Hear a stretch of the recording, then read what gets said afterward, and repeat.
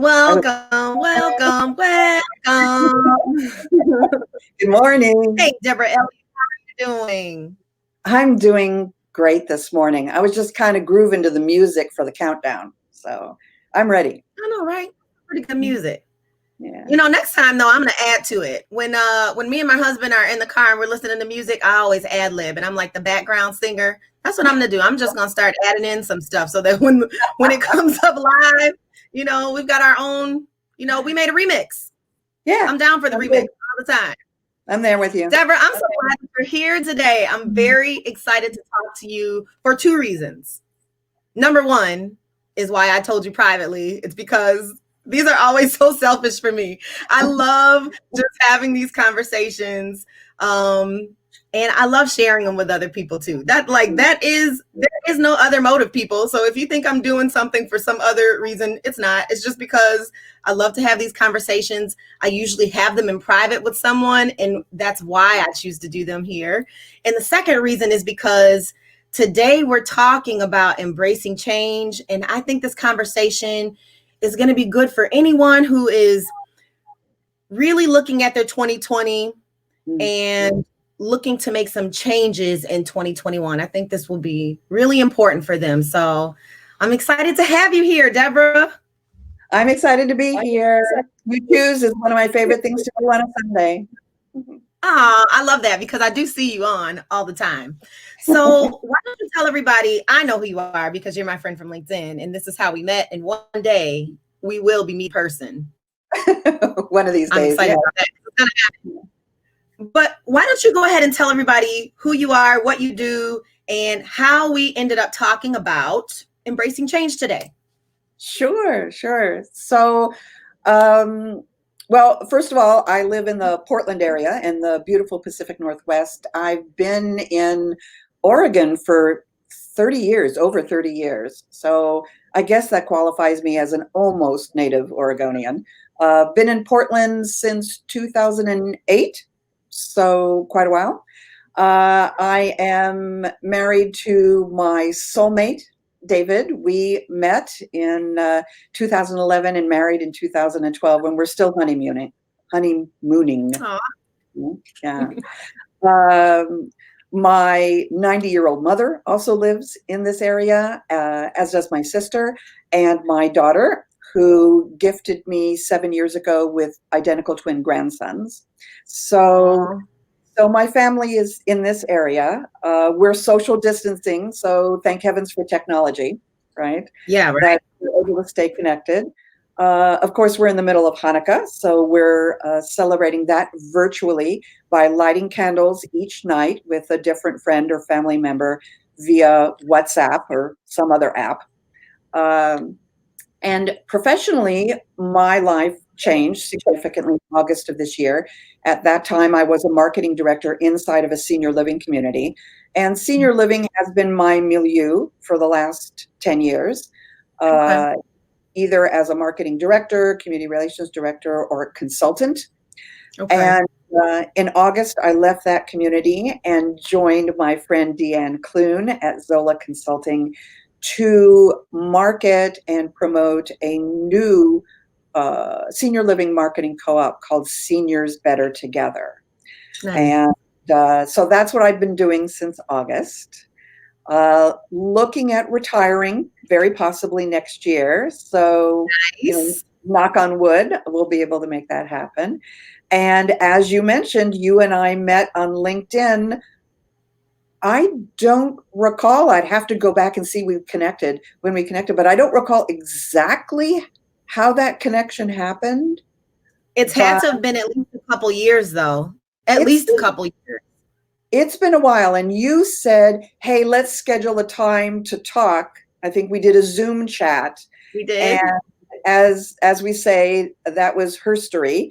Right. Since then, we have stayed in really close contact. We have Zoomed many times. I have been supporting and following You Choose, and here we are today. Listen, and I'm so glad that we did connect because we do have really great, meaningful conversations, and those are the only kind of conversations I want to have.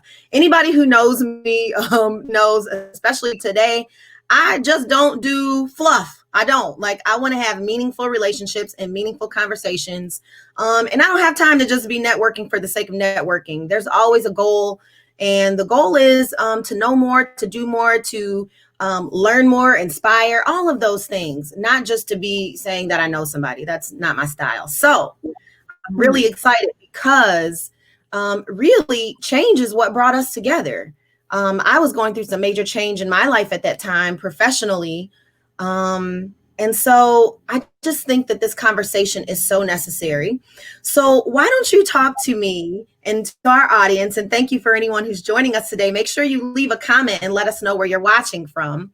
But I really want to hear why embracing change? Why now? Why spreading this message?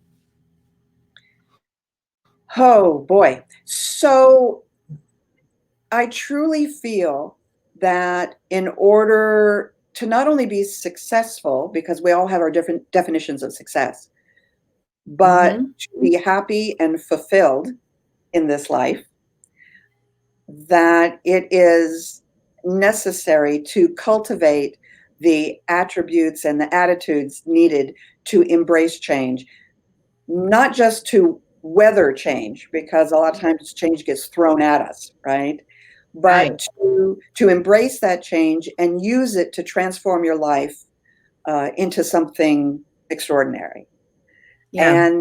And what I realized as I've been thinking about this the last couple of weeks in preparation for our chat today is that I've been comfortable with embracing change since I was fairly young. I'm going to say my mid to late teens, when my first really significant change took place. And I think part of that is nature, kind of the qualities and the attributes we were born with. And part of it is nurture. I believe it's helpful to be sort of intelligent, quick-witted, have an aptitude for problem solving, to be creative, to be adaptable, flexible. With my background in comedy improv, that's very, very important. All of those are attributes that we're either born with or that we cultivate from a very young age as we're growing to adulthood. I think it's also critically important to have a certain amount of faith or belief in your ability to transform that change into something really wonderful. And I'm not talking specifically about religious belief, although that certainly can come to play and does for many people. I'm talking about just that trust in the universe as a benevolent place that will guide you to something positive. And, I think I've shared with you that John Calvin quote that I absolutely adore, which is, "When I took the leap, I had faith I would find a net. Instead, I learned I could fly." So the belief allows you to take the leap, to make the change, but really wonderful things can come from that willingness to take that leap. And I know one of the lessons that I learned very young that my father gifted me with was that belief that I could do or be anything that I wanted, that I had the power, I had the ability to create that reality for myself. And so I'm very fortunate in that, as years passed, I didn't have to struggle with, can I do this? Am I smart enough? Am I strong enough? Am I deserving enough? Those were not things that I really had to struggle with because my father told me I was, and I believed him. I'm thank heavens for that. The other lesson that he taught, go ahead. I was going to say, no, go ahead. He taught me was, what's the worst that can happen? And often it's our fears about the worst, right, that stop us in our tracks. And, I believe that a well considered, well thought, creative, inspired, realistic change, right, uh, Mm-hmm. will produce a, a beautiful result. And if it doesn't turn out exactly the way one hoped, there's a reason for that. So let me Especially, add on to that because you brought up fear. And you yeah. brought up fear as being a barrier to change, to embracing change. And I think that's true. And the thing I'm always asking myself as I hope to change year after year, day after day, truly, I should be learning something, I should be changing. For me, I won't say what other people should do, but for me, um, that's what I want to do. I want to evolve. I want to change. I want to learn. And one of the things that I have to ask myself um, constantly, especially when there's some friction there to change, especially when I don't hear something that I want to hear, and maybe I have to challenge my own thoughts, is why do I fight so hard to stay the same? You Mhm. know, everything changes. Everything changes. And for me, I should change. I should evolve. I hope that I'm not the same as at 41 as I was at 31. Um, but I have to think about what are what are some of the things that caused me to change? And a lot of the time it was out of necessity. It was either out of necessity or it was because I was backed in a corner and I had no choice but to Mhm. change the way I was thinking, change the way I was behaving, whatever it was change. So what I want to know from you is, um, what happened as we talk about embracing change and the power of resilience and transformational change? What was it that happened for you in 2007 that caused change, that made you embrace it? So before I leap into that, I just want to say that for biosystems to not only survive but thrive, right, Mm-hmm. they have to be diverse, right? You know Yep. all about diversity, girlfriend, right? Yep. They have to be diverse and Yep. they have to evolve. That's right. So if you think of your life as a biosystem, right? In Mm-hmm. order for you to survive and thrive, your life has to be diverse and it has to Right. continually evolve. Yes. So embracing, if you resist change, you are acting against your best interests as a human Against being. nature. Against Against nature. nature. You are literally, and guess Against what? nature. You don't win against nature. You don't win against nature. You Nature will know, break your back. oh yeah. Mother Nature, she's a strong woman and she will make sure you end up doing what you're supposed to do. Mm-hmm. So as And guess she what did for else? me. So And the Almighty, 2007. the universe will have its way. Oh yeah. Oh yeah. So, I have in the past I have referred to 2007 as my year from hell. Actually, Mhm. I don't think of it that way anymore. It was my year of transformation. So I was living in Ashland, Oregon at the time. I had been in Okay. Ashland for 17 years at that point. I was into my second year as the musical director, cantor at my synagogue. And a number of things happened throughout the course of that year that pushed me towards, in fact, there were changes that occurred that pushed me towards initiating my own transformational change. So, the Right. first thing that happened early in the year was I had been in an intimate relationship for 5 to 6 years at that point, which was struggling, admittedly struggling. And Right. it ended in a fairly catastrophic and painful manner in February of that year. Okay. And so that was sort of the leading edge of the storm. And then the following month in March, my father passed away. Mm. Now, I will say this about that. Dad and I were extremely close. We were soulmates. I am sure, we knew each other in past life and we'll know each other again. And I was very fortunate in that there was nothing left unsaid or undone between us. So if there were, aside from embracing change, if there's any message I would love to share at this time of year with our viewing audience is life is brief and unexpected things happen. And you can lose what you loved most in the blink of an eye. That's So right. if at all possible, say what you need to say and do what you need to do.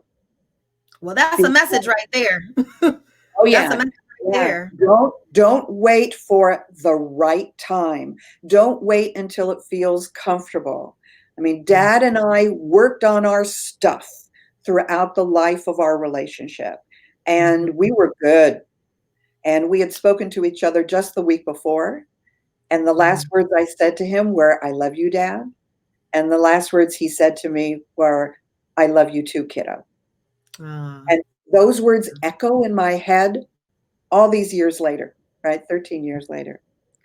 So that was a significant loss, a significant change in my life that was somewhat buffered by the nature of our relationship and the loving relationship that we had. And then that summer, my best friend, who was also one of my life coaches, moved from Ashland to the Bay Area. And so, she was like, she was my BFF, and I was bereft at the loss of her. And then uh, in the fall, my contract with the synagogue came to an end.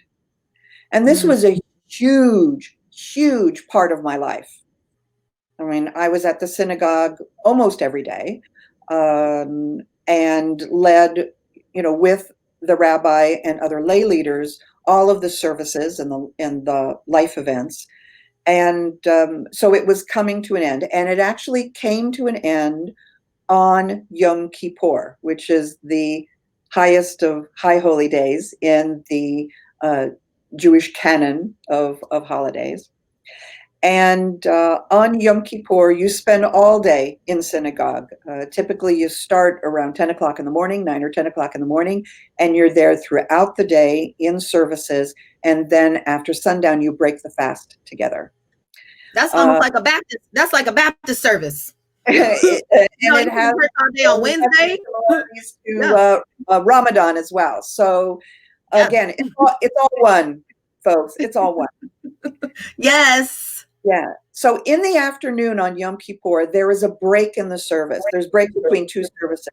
And every synagogue has their own thing that they do. But what we did at Emek Shalom is we offered about an hour of contemplative music. So no singing, just the musicians, typically a trio of musicians, just playing beautiful contemplative music. So the people who wanted to stay in the sanctuary could just sit and sort of immerse themselves in that music, think about what we had been reading about and chanting about and praying about all day, and think about the changes that they want to make in the new year. And so I was immersing myself in this music, and I felt like, so here I was on this precipice, right? My intimate relationship had ended. My father had died. My best friend had moved away. My work, and this was my heart work, right, was coming to an end at the temple. I was kind of at loose ends and had no idea what Lots what of loss. next. Yeah, yeah, a little bit lost in the wilderness, right? So I said, and whether you want to call it a prayer or a heartfelt plea, or it doesn't matter. I basically said to the universe, I am present. My eyes are open. My ears are open. I am listening. Tell me what's next. What am I to do? I was searching for guidance from the universe, and I heard a voice as clear as a bell, Ayana, say, "It's time to go." 4 words. It's time to go. With the ears, in your Yeah. spirit. Yeah. Everywhere. Okay. I felt it. Like you knew it when you heard it. Yeah. Oh, yeah. And I had a choice at that time to either embrace that or throw up barriers. No, no, no, no, no, no, no. I'm not ready for a change. I'm not ready to go. What do you mean it's time to go? Did Go I from hear where? that right? Go where, right? Did I hear it right? Sometimes we question what's going on inside of our body. We question our own intuition, and what some people call the gut, I call the Holy Spirit. And sometimes we question the Holy Spirit. And how many other ways do you need to be told? You know, we ask for a sign and then we get 20 of them and we're trying to explain them away. And I do believe that all of those significant events that happened throughout the course of 2007 for me were signs. They were leading me gently and not so gently to a place where I could hear the words. And again, I could choose to resist and shut the door on the message, or I could choose to embrace it. And I chose to embrace it. So we finished out the service and we broke the fast and I drove home. And I have to tell you, I lived in this beautiful little cottage in this beautiful little neighborhood with cobbled street in the railroad district. It was kind of like my own little brigadoon. And as I was driving home, I'm driving on the cobbles to my little cottage, and I passed my neighbor and friend, Holly, and rolled my window down. And so Holly asked me, where I'd been all day, because she noticed I'd been gone. And I explained that it was Yom Kippur. And oh, yes, she forgot, right? And so she said, so what are you up to? And I said, and this is where I articulated it for the first time. I said, I'm thinking of leaving Ashland. And she loves to travel.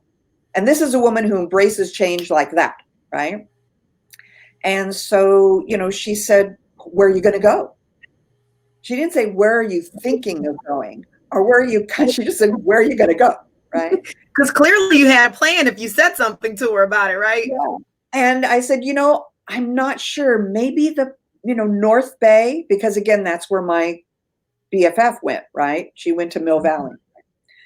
And immediately she said, I have a really good friend who lives in Sausalito, who sits on the board of Antioch College. So she needs to go back east for 3 weeks and she needs a house sitter. Are you available? Ah, look at that. And I didn't even think about it. I just said yes. Okay. I recognized it, if subconsciously, if not consciously, as a gift. Here it goes, lining up. The gift. Yep. Yes. The universe is giving me a gift. I said yes. She hooked me up with her girlfriend. A week later, I was in Sausalito, way up in this beautiful house on the headlands overlooking the bay with a hot tub. Ooh. And so I had 3 weeks to explore the North Bay and see if that was indeed my next home. Okay. After 2 weeks, I realized that it wasn't it. In fact, it felt like a step backwards, right? Okay. So after 2 weeks, my father's widow, who, by the way, is my age, my father liked them young, she called to check in with me and see how I was doing. And she said, so what do you think? Are you going to move to the North Bay? And I said, it's not it. It's not the place. And so she said, well, what's next? And I said, I don't know, maybe Portland? And she said, after you get back to Ashland, I'm going up to Portland for a few days to visit my friend Betty in West Lynn. Do you want to come with me? Again, there was again, lined up. And I immediately said yes. So again, just like in improv, you got to keep saying yes. You have to embrace what comes your way. So I go home at the end of my 3 weeks in Sausalito. 3 days later, I'm back in the car driving up to Oakland, Oregon. And then with Beth, we drive up to West Lynn for a long weekend. And the following morning, we went to brunch at this lovely little boulangerie in Lake Oswego on the lake. And I knew in my heart and in my gut immediately, this is it. This is the place. I found my place, right? So over the next several weeks, I was making trips from Ashland up to Portland looking at rental properties. I ended up finding a cute little condo in Lake Oswego that was walking distance from everything. And lo and behold, at the same time, my daughter, who had just gotten her master's in library science from the University of Seattle, University of Washington in Seattle, right, got offered her dream job as a young adult librarian at a library in the Portland area. Look at all that coming together. Look at all of that coming together. We ended up moving to the Portland area in January of 2008, just a few days, apart. And again, my plan was, okay, so I found my home, right? Embrace the change.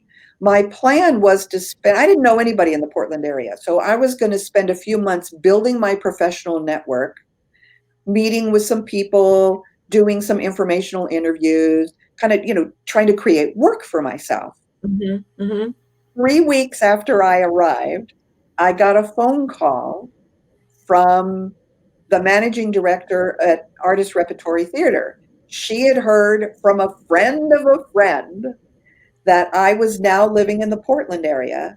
And of course, what some people may not know about me is that I was the publicist at the Oregon Shakespeare Festival for 8 years. So I had a lot of experience. You have the background, right? I had the background, right? I had the background. And I had been doing media relations off and on since then. And she asked me if I would come to work for them for several months under contract to help them finish out their current season and promote their upcoming season. And so, of course, I said yes. I mean, talk about a gift. Not only did I... When you ask, you should expect to receive, right? If we ask, we should expect to receive. Yeah. I found a job and I found a way to support myself for several months. And it was during the course of that job that I met the woman who would end up being my partner in the consulting company that we launched later that year. So I mean, that's kind of the short version of the story. But again, being willing to embrace change and to truly believe that, again, if I did my homework, and if I was a creative, and if I was flexible, that embracing change would produce a remarkable result. Well, it did. And all roads lead to where you are, and I love where I am. So, yeah. So I want to say something about surrender, but before I do that, I want to acknowledge everyone who's joined today and who's commented, and say good morning to Deanne, Tisha, Barrett.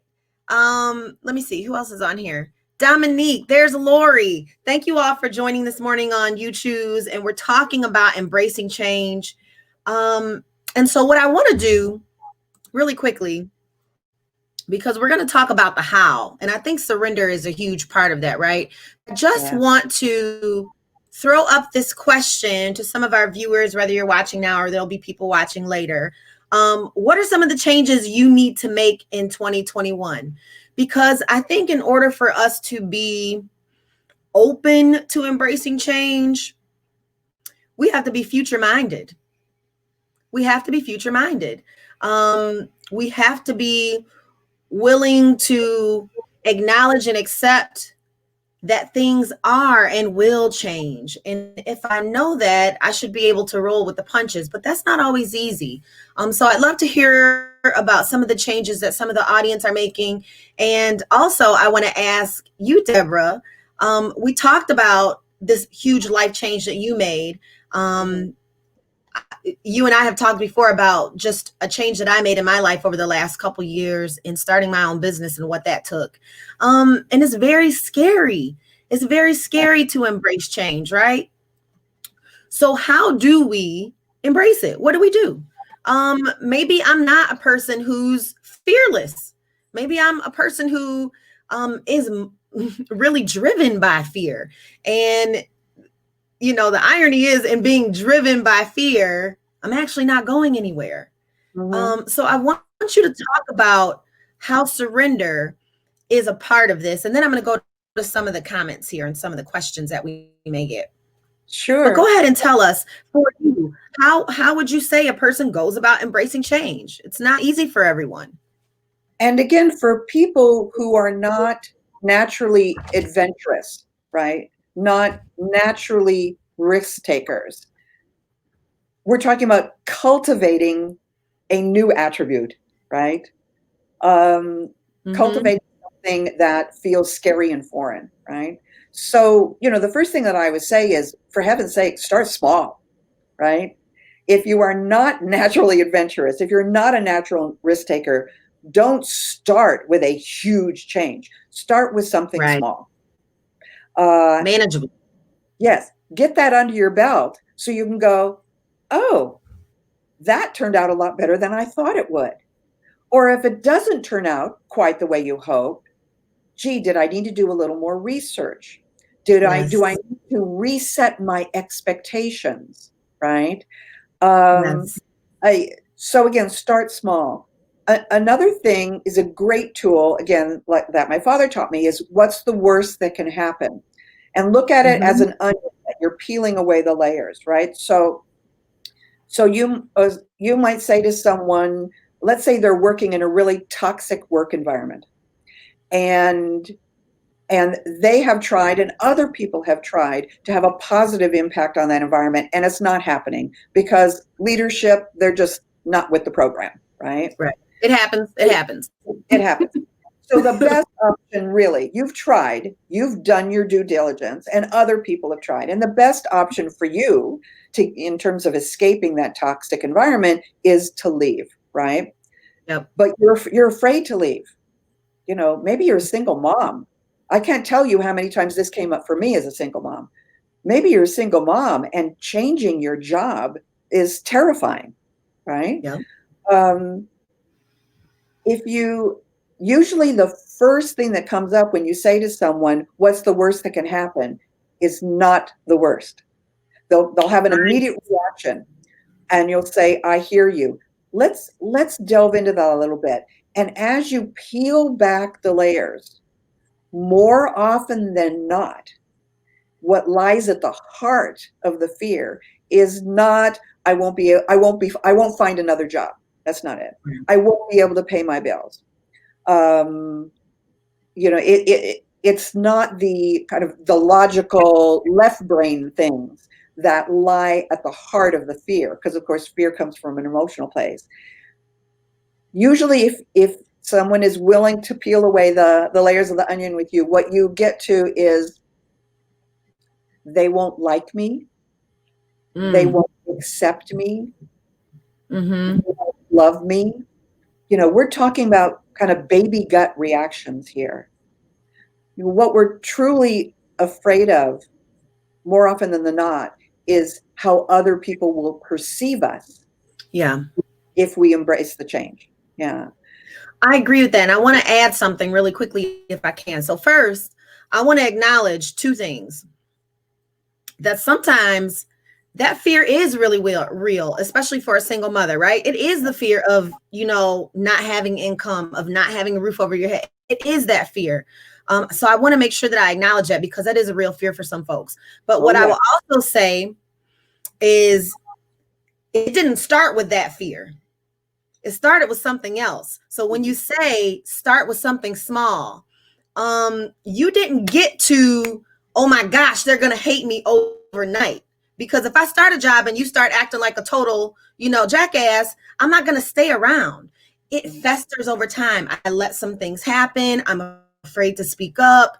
I'm afraid to be who I am at work. It's all of these other small fears that amass, right? So I want to acknowledge some of those real fears, Mhm. but also saying, how do we get into the situation? How do we get to where we are? The other thing that I want to say is, I love in the beginning of this part of the conversation where you said, if your expectation did not match what your goal was, when you are, creating this change in your mind, if the expectation did not work, oftentimes we'll say, well, it failed and that's it. But what you said is, ask yourself, did I do my research? Was the timing right? So what happens sometimes is when we step out in faith or whatever it is, with courage, whatever we step out in, right?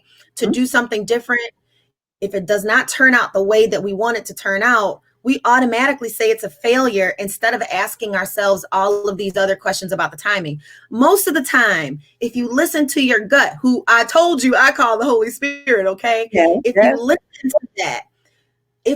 to that, we will minimize some of, the fallout of some of these other decisions that keep us stuck. Well, I and don't know how else to say it. We have to have courage to do these small things, right? But we also not have to only have courage to try again.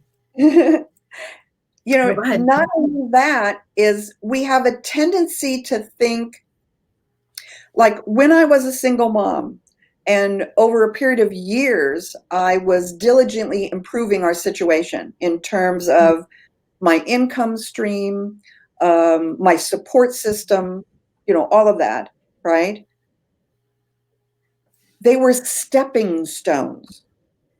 So I might leave one job for another job, but that second job, that wasn't the job I was going to have for the rest of my life. It was Right, a better job than what I had. right. So what we tend to do is think about, oh, what if I change jobs and I don't like that next job? It's just an opportunity. It's a landing pad, right, Mhm, for you to be creative once again and mhm. think about what's next. If Yeah. we're always asking what's next, not because we're dissatisfied, but because we Mhm. recognize that here is an opportunity for change and growth, our own personal evolution, right? Yeah. So, when uh, before I moved to Ashland to go to work for the Shakespeare Festival, which was definitely a personal goal, right? There were several jobs between then and, OSF. I viewed though, and each job was a little better in terms of income, benefits, stability, and also allowing me to grow my skill sets. So Mhm. I would be ready for that job at OSF when it was offered, right? Yeah. So if you think of change as, an opportunity to go from where you are to the next better thing, Mhm. next different thing. I won't even use the word better because there's kind of judgment in that, right? Yeah. That, Different. yeah, yeah, that even if that different thing isn't exactly what you hoped it would be, it's not the end of the world. Again, Yeah. what's the worst thing that can happen? Yeah. The worst thing that can happen is that you land there and you find out, oh, it's not what I thought it would be. That's okay. Continue to do that job while Yeah. you're doing your research in the background and kind of fine tuning. Well, what is it? What kind of company do I want to work for? So Yep. instead of looking at job openings, looking at companies. Yes. Look intentionally at what you want to Right, do. Don't just look right, at what's open. Be exactly. focused on what it is that you want, and have intention in what you do. So So, in the meantime, you've got that job that's providing the income stream that you need to pay your rent and food and insurance and whatever it is, right? mhm. Again, single mom, been there, done that, right? But in the background, you're fine tuning what you really want, and that's knowing, what industry you want to work in. Do you want to work for profit, for a nonprofit? What kind of role do you want to play? And often you can approach that company or approach that organization with your suitcase of skill sets and say, That's right. hey, I recognize that you don't have a current job opening for this, right? But this is what I can bring to your company. And this is Yep. how I can help you reach your business goals or help you raise money for your foundation, right? and Yeah. you can sell yourself because you believe so deeply in what you have to bring. Not only you believe in the company and its mission, or the organization and its mission, and you believe in your ability to enhance that mission, you can sell yourself. They'll create a job Mm-hmm. for you. And I've done that as well. So not getting hung up Yeah. on, oh, it didn't turn out exactly the way I hoped. That's okay. Right. It's a stepping stone. So I love the part about intention. I love the part about resiliency. Don't give up just because it didn't happen right the first time. And I think about, I'm gonna put up a few comments that we've had in a minute. But one of the things that I think about, if I think about just a really quick way, how do we embrace change? When I think about it, boldly but graciously. Boldly but graciously. You have to have the courage to move forward even when you cannot see the forest through the trees, right? You have to be able to step forward anyway. And you need that grace with yourself, so that if it doesn't work out the way that you want it to work out, if it did not happen the way you thought it should, or you intended it to work out, giving yourself the grace to say, maybe it wasn't because I did something wrong. Maybe I'm too doggone good for this spot. Maybe this is not where I need to be. Maybe the universe and the creator and whoever it is that you worship and love and call on for help. I know where my help comes from. Right. I'm going to believe that I did not get that position because I wasn't equipped for it, because I suck, because all of these things that we tell ourselves, right? I'm going to say to myself, they weren't ready for me. That's what I do. That's what I'm going to do. Reward yourself. Change your mindset. Reward yourself for your boldness and audacity, and for your willingness to leap. Though, those are attributes that are worthy of recognition. So, recognize that and reward yourself for that, and understand that you didn't get that job, or that job wasn't what you thought it was going to be, because ultimately that's not your place. That's right. Yeah. We think a lot about our people, right? The people that we want in our life, right? And surrounding ourselves with people who are loving and supportive, and and truthful, right? Who will tell us the truth, and be there, right? But everyone has their place, and often we have multiple places, right? So there's a place we call home. There is the place in which we work. There is the place in which we worship, which can also be going out into the woods and communing with trees, right? That's right. So it could be that job, it's just not our place. Yes. But it's a stepping stone. And that's okay. Right? And we'll use it. Okay. Yeah, we'll use it. So we spend as a society far too much time blaming and shaming, including ourselves, right? We need to let go of that. I mean, we're going to make mistakes. And I have always felt that mistakes, whether personal or professional, are opportunities for learning, growth, and transformation. So it's the universe's way. It's a gift. Mistakes are a gift. Yep. If everything always turned out perfectly and exactly the way we anticipated, we'd never grow. We'd never evolve. We'd be living in some sort of strange Twilight Zone bubble. That's right. That's not, you just look at nature. Things don't work out. I mean, people get right? Right. Yeah.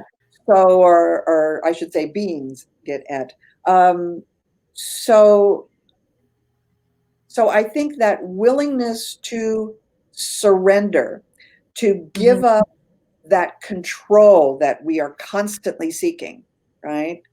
Yeah. In Buddhism and other faiths, control is an illusion. Yeah. It is an illusion. It is an illusion, though. Are an illusion, right? There is only the moment. There is only the now. There is only our intimate connection with the universe, you know. And so let's stop trying to control everything, right? Let's stop trying to dictate exactly the way things are to go, because when you do let go of that, when you do take the leap, when you do surrender, not just to the inevitable, but to the voice within, the voice that said to me, it's time to go.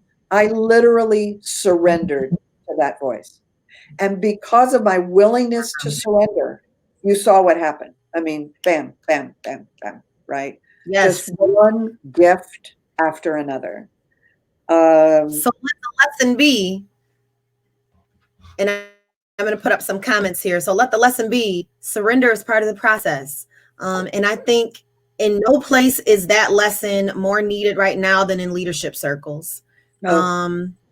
Leadership does not mean I have all the answers. You do it my way. And if you are leading from that place, I submit to you that you are not a leader indeed, but a leader in name only. So we need to think about some of this stuff. So I'm going to put some comments up. And forgive me because I probably should have been putting them up as we go, but as in every episode, I get caught up in the conversation too. And before I know it, I'm like, oh, there goes some comments. So let's see. Dominique, hi, Dominique Wilson.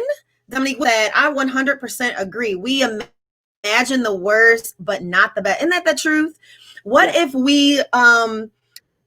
we really operated from a place of only the best is going to happen? I try to think that way. I try to think that everything happens for my good.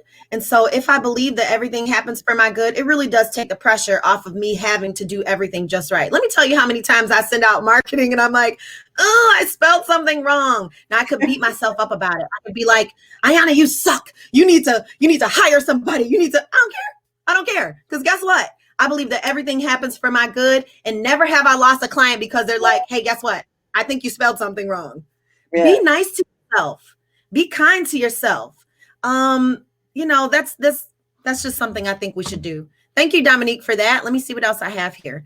Deidre Owen says, so true. The fear of the unknown can be crippling. Yes, that's the word right there. Grip. Okay. Mm-hmm. If we allow our minds to entertain it. That's right. You know what? I mind what I think about. I try to think about what I think about. And when I start getting down on myself and beating myself up, and not that self-criticizing isn't necessary. I think you should be asking some things of yourself. But when I start badgering and bullying myself in a way that I would never let anybody else do that to me, I'm thinking, why am I doing this? And then I get to shift the way that I think. So I think mindset is huge. Great comment. Deanne says, I believe opportunity will be abundant in 2021. I touch and agree, girl. I do. But will look different than in the past. I agree. My goal is to be open to the possibilities.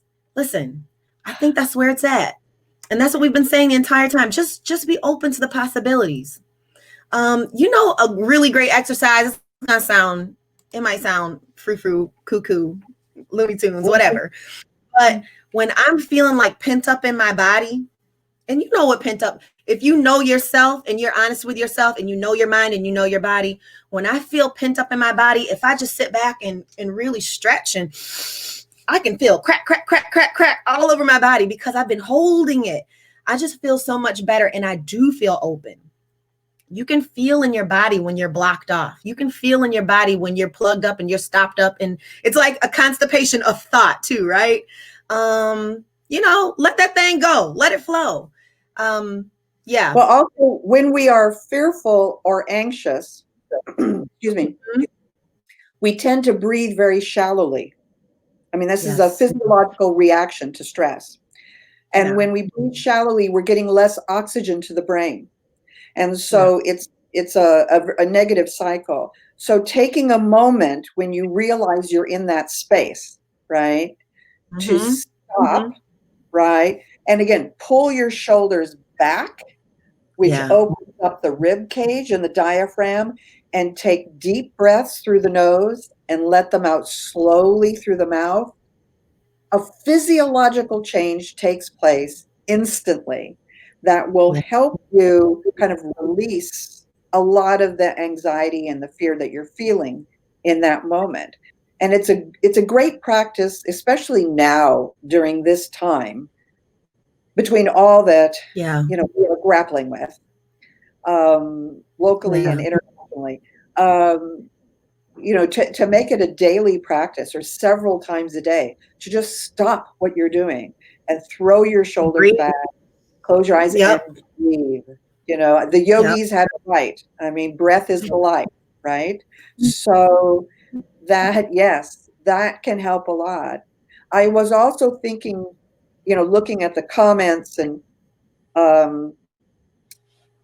that we talked about glass half full versus glass half empty.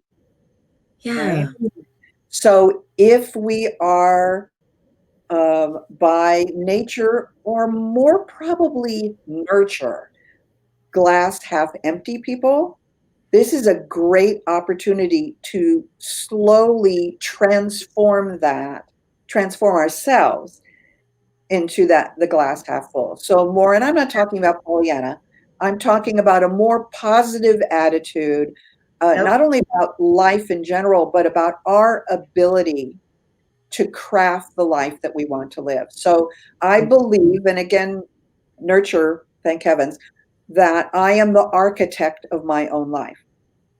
I am the writer of my own life novel, right? I am the painter of my own life painting, right? So what I build, what I write, what I paint is what I will experience. Yeah. So if we're not happy with our present experience, we can choose to blame outside forces. And I'm not saying outside forces don't have an impact, because they do, right? Oh, definitely. But if we truly believe that we have the power within ourselves, in spite of, or sometimes even in concert, or as a result of those outside forces, write the life, create the life that we want to live. If we can cultivate that, then things can change fairly rapidly and dramatically.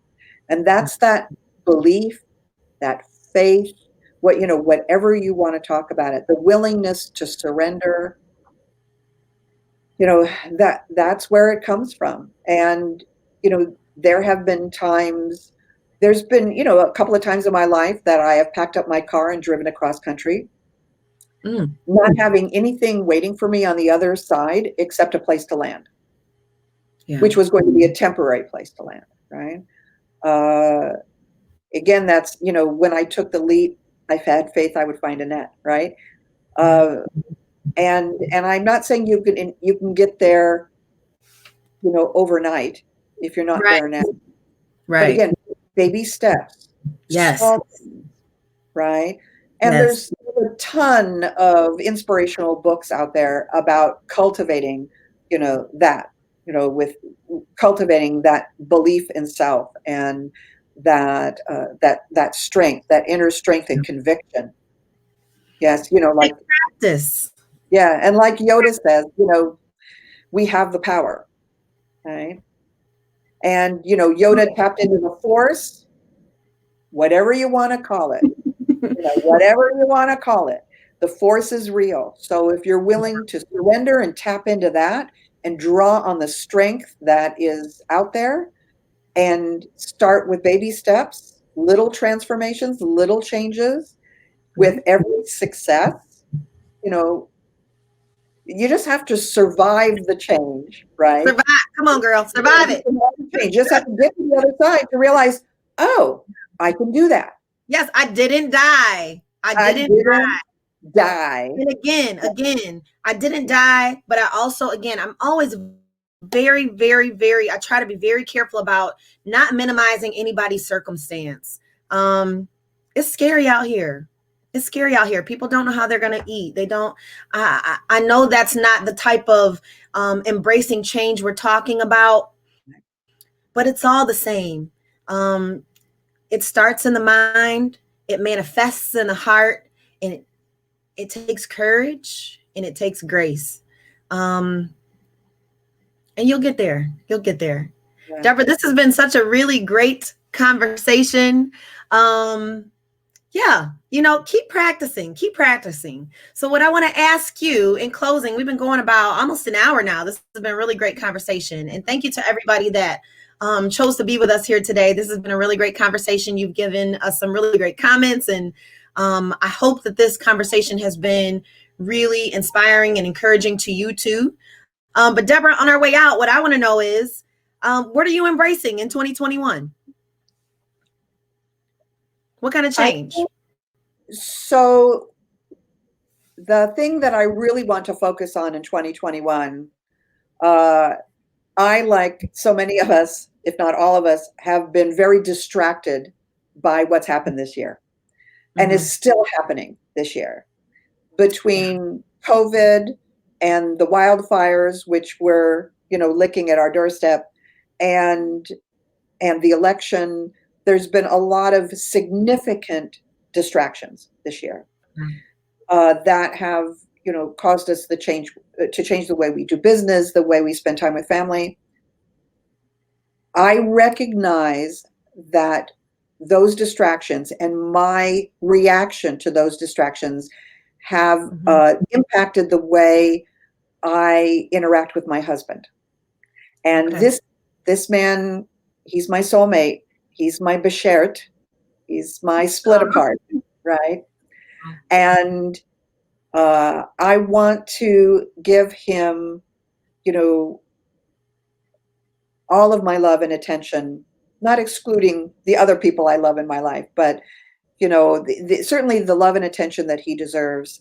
Actually, starting right now, but certainly in 2021. And that means finding a way to compartmentalize or better integrate these distractions into my life, so it's not pulling me away from the people, and in this case, the person that I absolutely adore. So, and I think that's a big challenge. I think the people who live closest to us are often the first to feel the brunt of our struggle, right? So, yeah. So if I'm struggling with, COVID, and my 90-year-old mom who's living in assisted living and not being able to hug my grandkids and all of this stuff and the craziness in the White House, if I'm struggling with all of that, that's pulling energy and attention away from the people I adore. And so my challenge and my big change, for 2021 is finding a way to refocus that, reintegrate that, whatever the verb is, and shower more love and attention on my husband and the people that I love. Oh, Deborah, you're talking to me, girl. But listen, in such a different way. We're yin and yang in a lot of ways, and I love that about you, because I'm going to tell you what I struggle with and what I need to work on in 2021 in embracing change. I feel like I'm the opposite in that this pandemic has exposed a part of me that a lot of people did not know. I am a homebody. I would get out and network. Okay, you would find me at all the networking events. But I feel grounded at home, and I love my family, and I love to be around my family. My kids are home. They're home because of school. My husband is home most of the time. He's got a weird work schedule, so he's gone on the weekend. It's just a weird schedule. But so we spend a lot of time together, and that's good for me. So what I think my close friends and families might say, not even might say, somebody has said to me, and I'm listening, is I dump everybody else. I do. I don't, I take really good care of my clients. I stay in contact with them. But man, I coach on social media and I can't stand it. So somebody may comment on something and it'll be 3 or 4 days before I come back to it. And they're like, oh, I thought you were on social media all the time. No, I'm not. I'm not. But then what that does is it does close me off from my friends and my neighbors, not just the social media part, because definitely that too. I miss a lot of stuff that happens because I'm just not active on there in that way. But also, there are some things that I could do in person, and I feel so zapped sometimes, my energy kind of sucked up, that really what I have done during this pandemic is gotten really selfish about holding on to what I have. And I don't mean material things, but really holding on and hoarding my time, and not giving it away. And I need to be better at that, because there's some people who really maybe I need and who need me too. So I'm going to be better about that in 2021. I'm going to be better about that. You go, girl. So that's the change I'm embracing. I'm going to try to be more vulnerable. That doesn't mean I'm going to be hugging people, because I'm not. But I am going to try to be more available, because, man, if I can avoid going outside and talking to folks, I do. It's just the truth. I'm sorry. Sorry, y'all. Some of my friends who are watching this are probably like, yep, that's her. It is Aquarius. No. So, Deborah, I have so enjoyed you. I always enjoy our conversations, but this one was really special because we got to share it with other people. So thank you so much. Happy Hanukkah. You know that I'm learning about Hanukkah right now. I am. So wonderful. I just want to learn. I want to learn about as much things as I can. So yeah, I'm learning a little bit about Hanukkah this season, and yeah, for all my friends, some light in our lives. So again, thank you so much for having me on YouTube. I love these conversations, and happy holidays, Merry Christmas to you, and of course, and to everyone who's tuned in. Again, sending lots of light and positive energy in your direction. Light, love, light and love, light and love. Bing, bing, bing, bing. That's me throwing it on you. Pew, pew, pew. There I go. There it went. Thank you so much. Hey, I'll be back next Sunday. I can't remember who my guest is, but they know, and they'll be here on time. YouTube Sundays at 1 p.m. every Sunday. Everybody, thanks for tuning in. Deborah, I love you, girl. I'll talk to you soon. Love you too. Bye.